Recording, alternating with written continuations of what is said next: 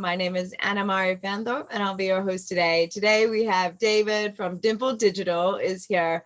Now, last year we did a session on how to create Facebook ads. It was a really great walkthrough. We learned heaps of things from that session, and gave us lots of calls to action and different ways that we could run campaigns. Now we're going to be talking about how to measure Facebook ad results. So once you went and put it out there, we want to know what to do with the information after we've gathered it. So I'm looking forward to this session and diving deep into Facebook ads because they're a valuable tool for us to grow our business and sell product. So David, thanks so much for joining us today. Cool. Morning, everybody. Yeah, thanks for having me back. And like you said, we almost covered everything about what we could do to set up Facebook ads and running your own campaigns. And so this morning is really important because the best thing about anything when you're spending money on digital marketing is that you can track everything. And if you're not tracking it, you're throwing your money, into the wind. You don't really know what's happening. And so the most important part about this is if we're spending money on any type of advertising, especially Facebook advertising, we want to know if we're getting any bang for our buck or ROI. And so today we'll be figuring out how to track that and what it all means. Fantastic. Now, I know last time you took questions throughout. Are you happy to do that again today, or would you prefer to get sure thing. Some stuff? I'll leave the chat box open. And so if anyone's asking questions during, just chuck them in and I'll answer them as we go. Okay, perfect. So if you're tuning in on some of our social media channels, make sure you're dropping in the comment section. I'll be pulling it from those platforms into this platform here on Zoom. I'll drop off now and let you get started, and I'll make sure everything's running in the back. Thanks, David. Oh, thank you. All right, so to get started, I'll just share my screen.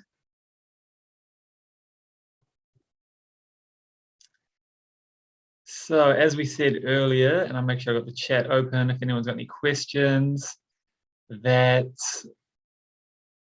this morning, we'll be covering how to measure your Facebook ad results.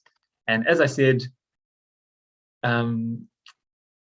just seeing the replies in the chat there, so just making sure I'm seeing those. As I said, it's really important to track everything that you're doing online, and that's the whole benefit of working online, is that you can track everything, so you should be doing it. And if you've been spending money on especially Facebook advertising in the past and you're not tracking anything, well then I'm glad you're here today because this needs to happen. So what we're going to cover is measuring Facebook ads. We're going to just quickly cover like why you should measure them. We all know, but we'll cover that anyway. And so really like figuring out what your goals are, the how. And so this is the technical aspect of how you actually need to set it up on your website and what tools you need to use to track all of the data that comes through Facebook ads and on your website. Now, I won't show you the technical details, but I will tell you how to get it done. And then the last thing we'll cover is the what. And so like which metrics to cover or to track and what do they even mean. And then by the time we get to the end, if you have any more questions, we can cover those then. So the first thing is the why. Why are you running Facebook ads? You really need to get clear on the why you're spending the money, so then your money is being put to good use. And here are some of the outcomes that you'll want to achieve with your Facebook ads. And so I've got at the top here, you want to create some SMART goals, but you could be wanting more traffic to your website, more engagement with your content on Facebook. You might be wanting to get more messages, installs of apps, video views. And then I've got the last two here, leads and sales with little asterisks next to them, because really at the end of the day, this is what you want to track. One, are you getting more leads and more inquiries for clients? Or if you sell things online, are you getting more sales online? Because at the end of the day, if you're spending money on Facebook ads, we want to see what return we're getting. And these two things, the leads and the sales, are the best things to track to really measure what our return on investment is. So while all the rest are important and they're good, to track how much traffic and engagement you're getting, really at the end of the day, you want to make sure you're getting more leads and more sales, because whenever I'm speaking to a client, they're like, hey, let's spend money on some marketing. They don't go, hey, let's just get lots of traffic. At the end of the day, they're always wanting more leads or more sales. And so I also recommend you figure out what that goal is for you and your business. How many more customers do you want? Or how many more sales do you need online? And put some numbers around that too. So is it X amount of customers per month, or X amount of dollars per week or per month that you want to make as well? Because that'll really help you figure out how much work and how much money you can invest into Facebook ads too, which we'll cover in the last bit around the metrics. So really good to consider what your goals are. Now, this is the difficult part of tracking anything online, is actually how to set these things up. So for Facebook ads, there's going to be three main parts that I will cover. And the first part is the Facebook pixel. So if you don't know what the Facebook pixel is, the Facebook pixel is a tracking code, and you get it out of your ads manager account, and you install this code on your website. And once the tracking code is installed on your website, it then passes all the information back into Facebook so you can see how your ads are performing. And the other thing it can do is you can use it to build audiences. So not only can you get all the data that's happening on your Facebook on your website, about how many people are visiting your website, how many people are checking out, how many people are purchasing, but you can also track all of the people that are going to your website and then set up things like remarketing audiences. So if they click on a Facebook ad, go to your website, you put them into a remarketing audience, and then next time they're on Facebook, you can show them another ad. And the reason you want to do that is because quite often people don't check out the first time, or send an inquiry. And so those remarketing ads, which you're probably all familiar with, those great little ads that follow you around the internet, that's a way to build those audiences. And then another tricky thing you can do with Facebook ads is that you can make lookalike audiences based on audiences. So you can find everyone who's just like the people who have been to your website. And so that's why installing the pixel onto your website is really important. And I've got a little bit of a screenshot here, and it may be a little bit fuzzy, sorry, just because it's a screenshot. But this is the potential data that you can have in your Facebook ads account if the pixel is installed correctly. And so you can see here, we can see all of the metrics that Facebook knows, because these happen on Facebook side. So how many people you're reaching, how many impressions your ads got, how much you spent on Facebook. And so all of this we can find out on Facebook. But then all of the rest of the results here, like how many purchases happened on your website, how much did it cost per purchase on average, based on how many purchases and how much you spent, and what was your return on ad spend.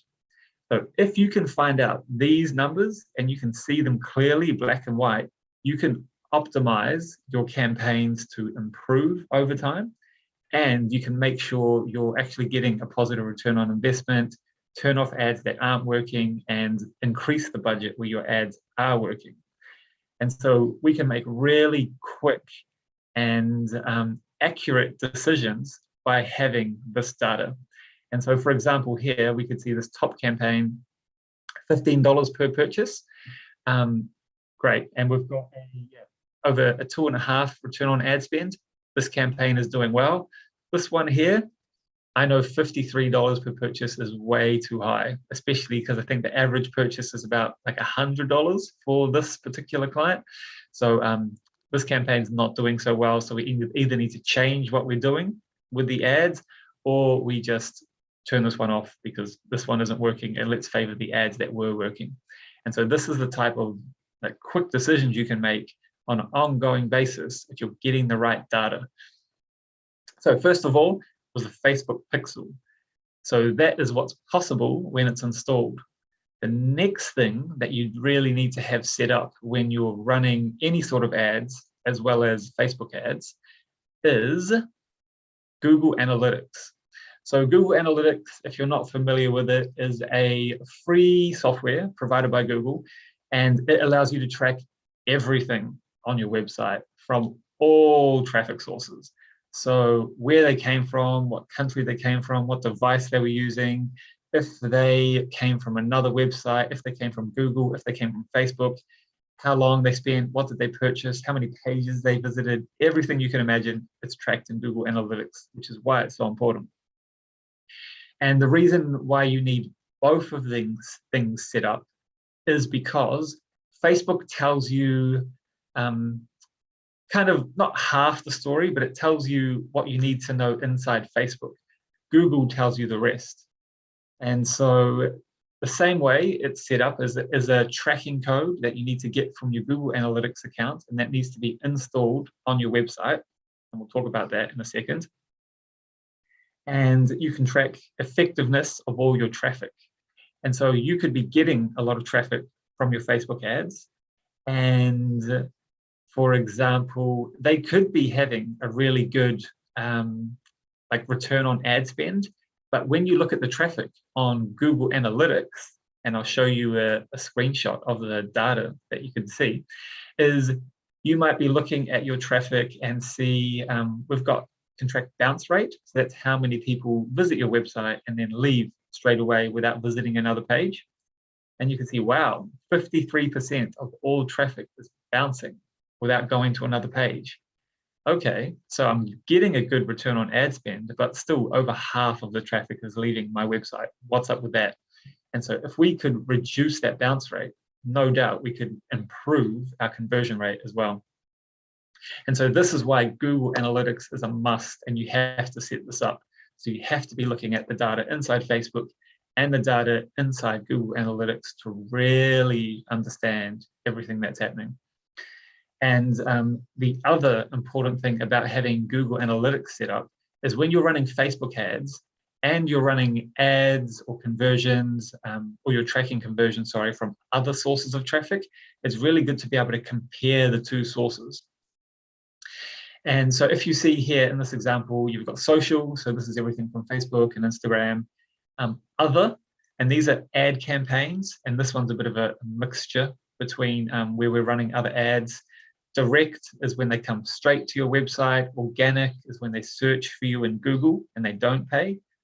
Paid search is paid Google ads, and referral is when they come from another website. Now you can see social has the most traffic because, of course, we're running a lot of Facebook ads. And we can see how many transactions we're getting from each traffic source. And so what is good to understand is which traffic source is actually the most profitable. And so Facebook ads here, a lot of traffic, 52 conversions. So we've spent a lot of money to get this traffic, and we've had a decent amount of conversions, and they're paying for themselves. However, if we look at organic traffic, for example, a third of the traffic, over half of the conversions.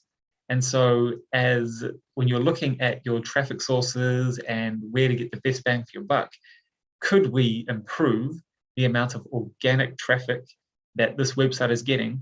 Because we pay a lot less, well, we pay nothing for the organic traffic really, and the conversions are really great.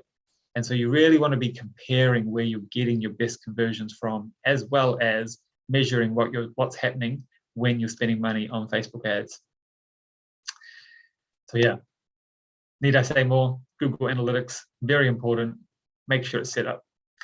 And I will actually add one thing, is right now we're tracking an e-commerce website, so we can track how many conversions, how much money was made from each transaction, and what the conversion rate on the website was.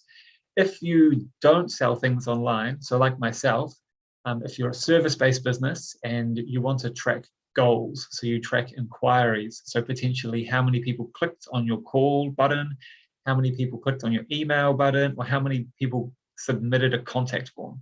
And so you can set those up as goals on the website, and you'll be able to track which traffic source had the most inquiries or led to the most contact form submissions on your website. And you can either put a dollar amount on those if you want to, or if you know how much a potential customer is worth to you. And so then you've got the right data, you can make really good decisions and understand where you're getting your best bang for buck. Now, this is great, right? You guys want to get all this data so you can make great decisions about your Facebook ads and all your online spend. These tracking codes and pixels, how do we get them onto the website? Good question. What you want to use is a tool called Google Tag Manager. Now, this is a free software, again, provided by Google, and it allows you to add multiple or deploy multiple tags onto one website, and you only need to do this job once.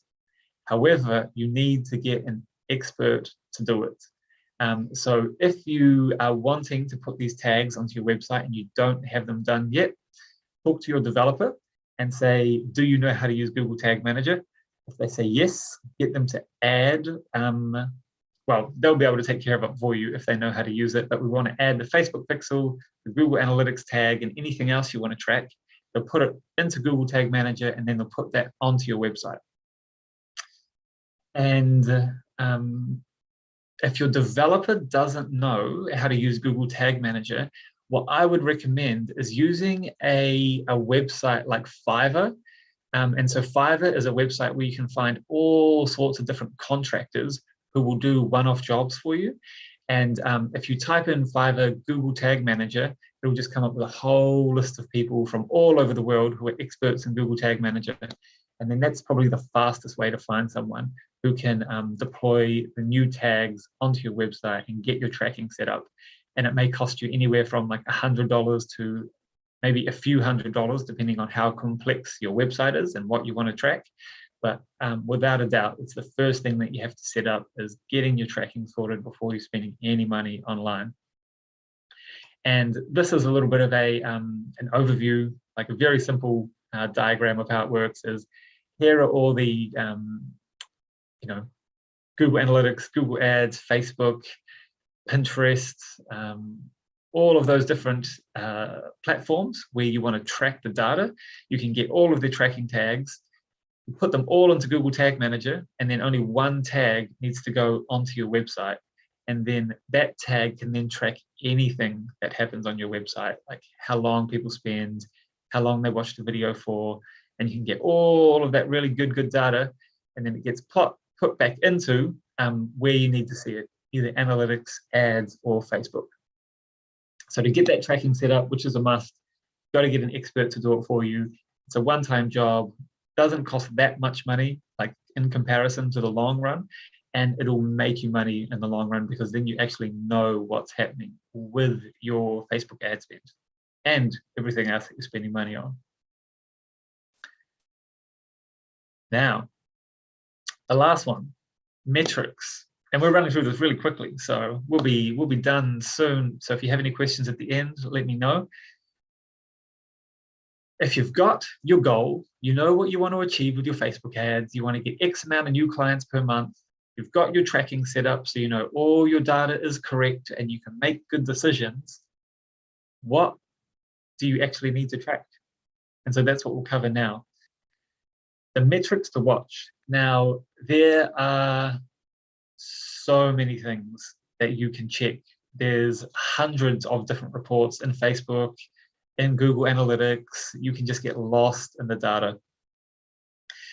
These are the top ones that I always look at first, and I recommend when you are tracking anything that you're doing online, just be consistent. So if you want to track clicks or bounce rate, all these ones I'm about to cover, make sure you're tracking the same ones each month.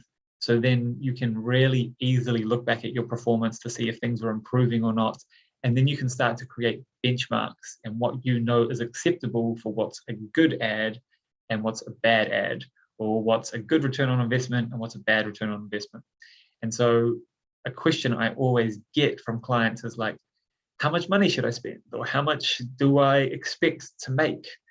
So that's why you've got to be consistent in your tracking so you can benchmark your own results, because every single business and industry is so individual. So there's no like magic number for how much you should be making if you're spending money on Facebook ads. Now, these metrics that I've got here, clicks, impressions, and frequency, these are really important for Facebook ads because you want to know how much a click is costing. because if you're getting heaps of traffic to your website, but it's $1 a click, the money really starts to add up when you're sending traffic and spending money to get traffic to your website. The impressions are important as well, because you want to know obviously how many people you're reaching, or how many times your ad is being seen is actually what impressions mean. And then if you go impressions divided by clicks, you get frequency. And so frequency can be often overlooked, but it's really important for ad campaigns, because quite often you need to see an ad more than once before you take action. And so I recommend, if you're running any sort of Facebook ads, the frequency of your ad should be up at around 7, if not 15, because people need the repetition before they may even read your ad, or before they may even click on it to take action to go to your website. And then, so you don't want your frequency too low. So if your frequency is only 1 or 2 and you're not getting any results, that is probably the reason, because they haven't seen it enough. The other thing for frequency is, if it's too high, then you start to get what's called ad fatigue or creative fatigue. And so people would have seen the same message too many times. So really good to track your clicks, your frequency, and your impressions. And now these last 3 that I've got here are conversion rate, cost per conversion, and return on ad spend.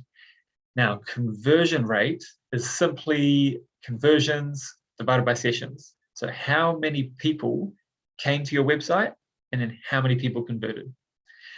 What is a good conversion rate is another question I get all of the time. And again, how long is a piece of string? It depends on your website, your industry, what you sell, what you do. So again, track it over time, benchmark yourself, and you want to make sure you're always improving your conversion rate. So for an e-commerce website that I've been working with recently, a 1% conversion rate is like good. It's actually quite standard, and that's what they're getting.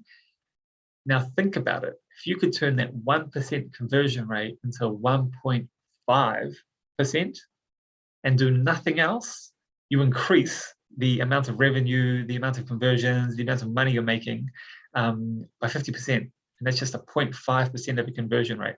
So you don't even have to change or spend any more money on traffic. So conversion rate is so important to maintain and improve over time.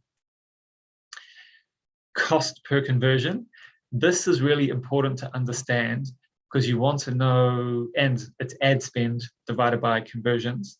So if you say you're spending $1,000 and you're an e-commerce business and you spent $1,000 in a month, and you had 1 conversion, and that conversion was $100, obviously your ads aren't performing. There's no positive return on investment there. They're costing way too much money.